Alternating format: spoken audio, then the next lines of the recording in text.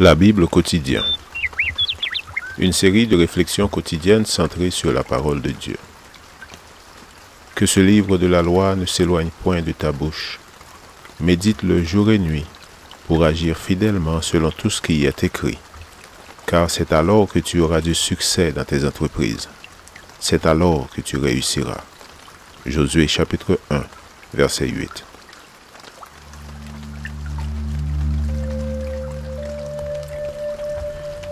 Aujourd'hui, le 25 juillet, ma part me revient en un lieu de délices. Ma part me revient en un lieu de délices. C'est un héritage magnifique pour moi. Psaume 16, verset 6. On ne réalise vraiment son bonheur que lorsqu'il s'envole.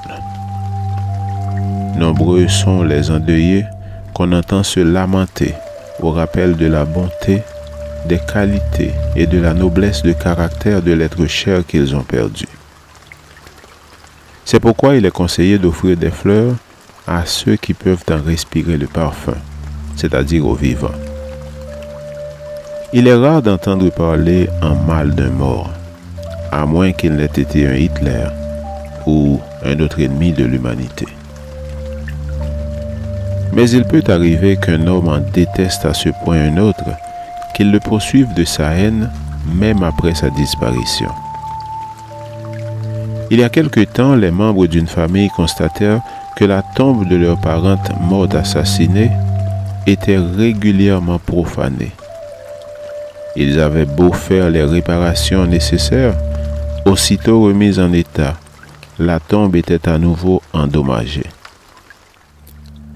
Ils firent donc appel au service d'un détective privé qui installa une caméra pour filmer le coupable. Grande fut leur stupeur quand ils apprirent que la vandale n'était autre que l'ex-époux de cette femme. Sa haine contre elle était telle qu'il ne cessait pas de troubler son repos. Un tel comportement est contraire à notre leçon biblique d'aujourd'hui. Ma part me revient en un lieu de délices. C'est un héritage magnifique pour moi. Comptons ces délices et nous découvrirons avec surprise le nombre de bienfaits dont la vie nous a gratifiés.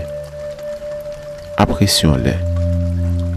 Si nous ouvrons bien grand les yeux, nous discernerons clairement que nous avons été et serons encore l'objet d'une multitude de bénédictions dont l'auteur est notre Père céleste.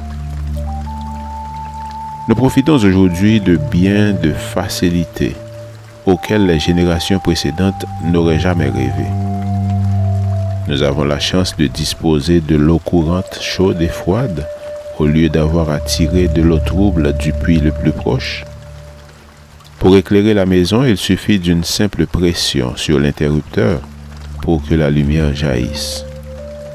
Monter à bord d'un avion ou d'une voiture, rouler en vélo, marcher sur des trottoirs bien tracés et protégés, avoir accès aux soins médicaux même imparfaits, tous ces avantages sont des bénédictions de notre époque, sans parler de bien d'autres progrès inimaginables il n'y a pas si longtemps. Nous vivons des jours où les bénédictions universelles et personnelles sont nombreuses. Nous devrions en rendre grâce au Créateur.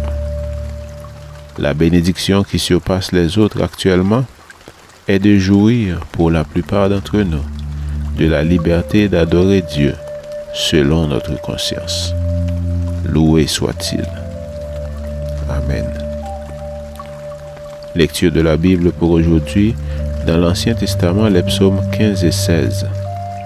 Et dans le Nouveau Testament, Jean chapitre 9. Merci d'avoir écouté. Je vous souhaite de passer une excellente journée avec Jésus. À la prochaine!